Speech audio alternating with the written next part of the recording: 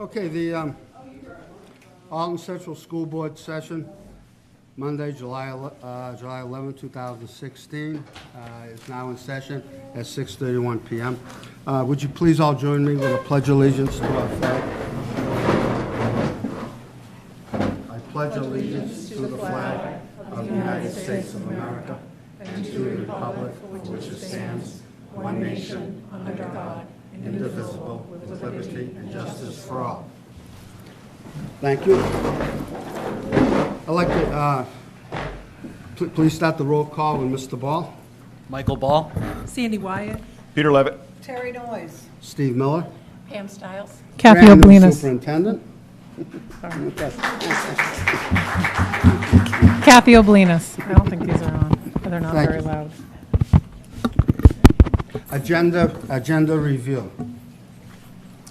I'd like to suggest that we do the preschool presentation before the public input, because I think that that might answer some questions and perhaps it would change people's input. So my suggestion would be to move preschool presentation up before public input. Okay. Anybody else? That's Molly. No, I would like to add under informational items. Terry, were you able to just bring us up to date on the committees and what's going on out there in terms of going forward? Thank you. Okay. All those in favor, we don't really need a motion on that, do we? No, I didn't think so. So we're going to go ahead and, prior to public input, Ms. Jan Katz-Born, who is our special ed director, has done some significant work on a major concern of this community, which is pre-K attendance, enrollment, et cetera.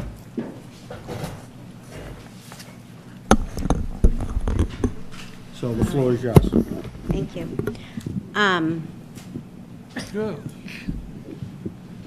Well, I'm just not going to use that because I know I have a loud voice. So if anybody can't hear me, just let me know. Pam Stiles is handing out an informational sheet that talks about the current enrollment of our preschool as proposed by myself and the administration this late winter into spring. The original proposal was for 2 sessions. We have a total of 25 students right now, 7 of which are identified students. That left 4 students who the Child Find team thought should be reevaluated in spring. So those students were kind of on hold. And then there were 4 typically developing 3-year-olds who were put on a wait list. New information just in the past 2 weeks, the end of June, is we've had 3 families call saying that they're moving to Alton. That would impact us by an additional 4 identified students, which would kind of raise our numbers a little higher than I think everybody would be comfortable with. So given that information, it is my recommendation that we add a 3rd session of preschool to include the 4 3-year-olds that were asked to be rescreened, the 4 3-year-olds on the wait list, and it would accommodate any student that would move in that would require special education services. We would still have more than enough space to really accommodate any need that would come in. Okay, can you address resources and the impact of resources, and can that be accommodated? Yep, the only impact it will have is we will have to post a position for a half-time preschool teacher. I have to carefully look at whether we would need to hire an assistant or not based on our current numbers school-wide, but there's 0 budget impact. And if I was to bottom line the situation, is that we would anticipate that there would be no need for a preschool lottery this year? No need. Based on that information, and that all children would be, identified and, pardon? Yes. Except Yes. would All be students are accepted. all students would be accepted. And so phone calls will be made within the next I would assume by the end of the week. We've got a little bit of a tricky schedule, but I assume phone calls could be made as soon as tomorrow. Would you mind if I opened up questions to the community about this? Does anybody have any questions? I just want to make sure that means all students that were screened will be in the program? Yes, all students who are screened will be called and invited into the program. Parents always have the opportunity not to attend. What is that going to push the class sizes up to? It's right on the back of the page. And again, these are anticipated. It's on, my slides are numbered differently, but it's this slide with the 3 prongs on it. So it would be 13, 12, and 12. We do have some outliers and some non-responders at this point. So again, these numbers can change, and given the trends that I've researched, I would anticipate them to go down. Which leaves us enough room, should we have new students moving in? Absolutely. If we have new students, new identified students moving in, we would have more than enough space regardless to accommodate them. For the record. So we have 37 total now. Previously, we had 29, one was moving out of the district, that brought us down to 28. There were 4 outliers, as you had called them, who were being re-screened, plus I believe, was it 8 that required additional, was it 8 that were? So numbers change all the time. These are our numbers as of today, right on that first 2-session slide. So as of today, before the board approves, I'm hoping, a 3rd session, we have 13 students in one class and 12 in another. Okay, and I understand the numbers do change. I'm just trying to reconcile them with the amount of students who were not offered slots. And do you recall, was that 8 previously? Right, and it's right at the bottom. 4 were asked to be rescreened in the fall, and Okay. 4 3-year-olds were put on a wait list, which is consistent with past practice. Right, and so so that number would be 40, that would be total if everybody was allotted in. So I'm making my recommendation solely on the identified needs of identified students. And so when Pam and I met to talk about this earlier this week, our recommendation is to add a 3rd session. Okay, but and you just said you're talking about adding the 3rd session based on identified needs, but somebody else asked if everybody who was screened Yep. would be Yep. invited in. Yep. So I thought that there was a difference there. And So- there are some 3-year-olds or 4-year-olds that were screened and were turned away that were non-identified. Right, and those kids will be invited to attend the 3rd session. Okay. All students, so to clarify. Yes. All students who are on the waiting list, whether, well, they would have been typical Yep. students, Yep. will be included in this third session. session. There were some anticipated students in the last couple of weeks who came to the front, which would have pushed our numbers in 2 sessions too high for emerging learners. And so it was really in looking at the current numbers, what made most sense for our kids. And it seemed that opening it up to the 3rd session, but we don't want to have it just with 4 students, nor could we with just special ed. Right. So to have the typical students, it made sense then to look at the wait list. Exactly. And by doing that and including everyone who was part of the initial process in the spring, we can have 3 very reasonably sized classes. Right. It meets the needs of the community as those that came forward in the spring. And it gives us very reasonable class sizes. And I think the important thing to consider here is we still are, per state guidelines, we have well more typical peers in our preschool program. And I think that's why it's so important for the small subcommittee that was put together to take a look at what preschool is here in Alton and make recommendations to the board so we can kind of avoid these confusions and lotteries and all of these different things year after year. I don't know if, do you want me to just call people? Anna? So what was our enrollment this year?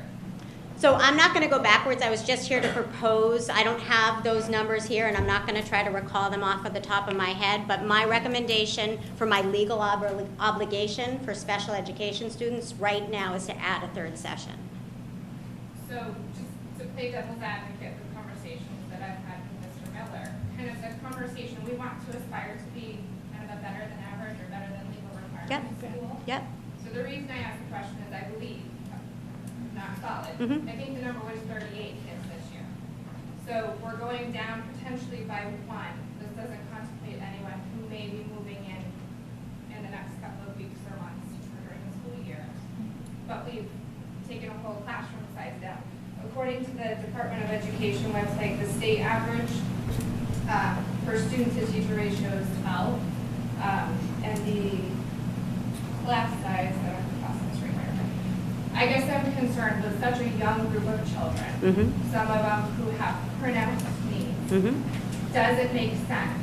Is it a good practice for us to have 12 and 13 kids already in these classes before we even know about possible increases? And I know that some may move in, some may move out, right? There's always this watch, but it seems like the number historically has been trending up, not down. So I've actually looked at the numbers, and our numbers in Alton from about 2010, with the exception of 1 year, have remained pretty consistent. So I think, though, for overall, to answer your question, I think those are questions for the committee to answer that Terry is chairing. Have we decided whether the third class is going to be in the AM or the PM? It will be in the morning. It will be in the Yeah. I'm just going to let other people. Barbara. I was just wondering, what is the state recommendation for student-to-teacher ratio at that age? So we have an early childhood program, and as long as we maintain 50%, we're within our obligation. 50%? 50% typical peers to 50% identified peers.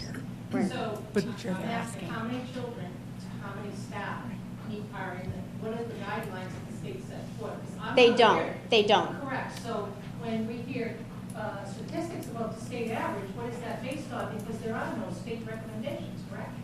Correct, for early childhood programs. Can I just add on to that? So just brain-based research shows that a ratio of 8 to 10 preschool and kindergarten students to one teacher. But we have 12 kids, a teacher and an assistant. assistant, Each yeah. one of these has a teacher and Yeah. an assistant in it, if you look at your slide right there. Which is just, I would just like. Yeah. that's all I have. So my recommendation is to add a third session. I think if other questions come along, feel free to email me or call me. I am in all summer, but that's my recommendation. Thank you. Okay, thank you. Thank you. Thank you. Thank you, Jen. Does anybody want to make a motion? Go ahead. I'll move that we accept the special ed director's recommendation to add the third.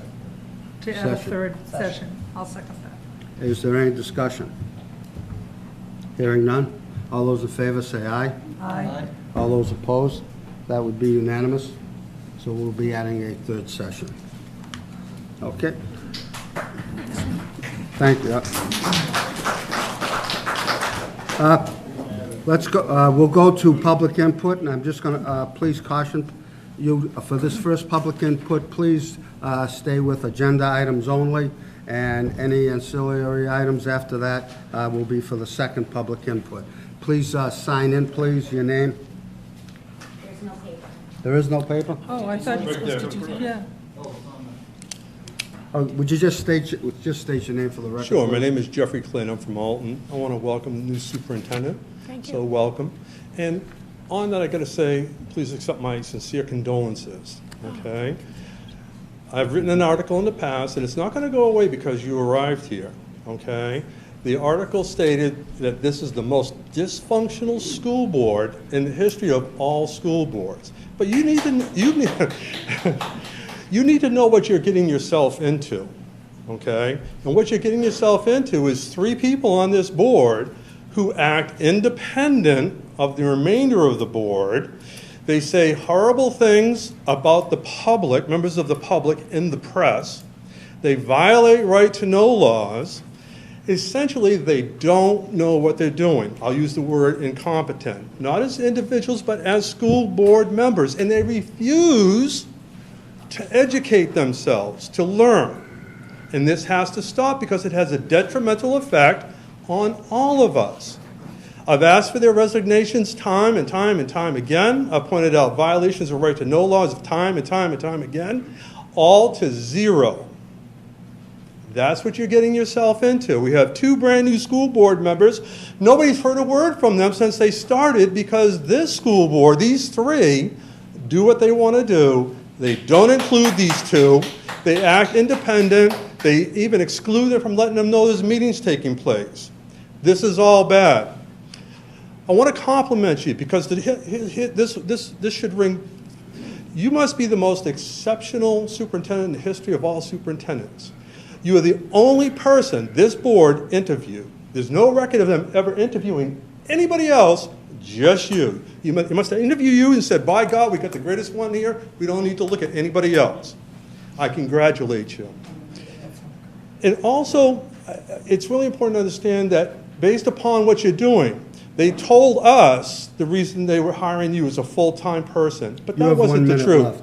The truth of the matter is, you were hired as a full-time person because obviously you're not in the retirement system yet. Mr. Miller, what was your comment? Please make it loud. The retirement system is really the reason you were hired full-time. Because if you were a part-time person, if you already retired, I guarantee you would have been hired as part-time. That's the reason they did it, but they lied to us. So based on that, you are going to be the most expensive, the best, well-paid, most underworked superintendent in the state of New Hampshire with only 1 school. And let's just look real quick. And I'm going to ask for an extra indulgence here. Look at the draft meeting minutes here, February 15th and April 25th. I'll end right after this. The board discussed the role of this is a non-public session, the role of the assistant principal for the balance of the year. They sealed these minutes. You can't discuss this in non-public session. Look over here. We discussed legal services. There's no right for you to do that in non-public session. Discuss a superintendent's contract. You can't do that in non-public session. Discuss critical shortage areas of school psychologists. There's no place for that in non-public. I encourage you to learn. Mr. Clay, your time is up, Mr. Clay. Your time is up, Mr. Clay. And I'm finishing. No, wait. I'm finishing real quick. In the meantime, your you need to time educate is up. yourself on this. Sir, okay, so your that, time so is that up. You can Please better sit down. So that you can better Okay, educate. I recess for 10 minutes. So that you can We are better now educate. recessed. You can better educate Shut the that school off, board.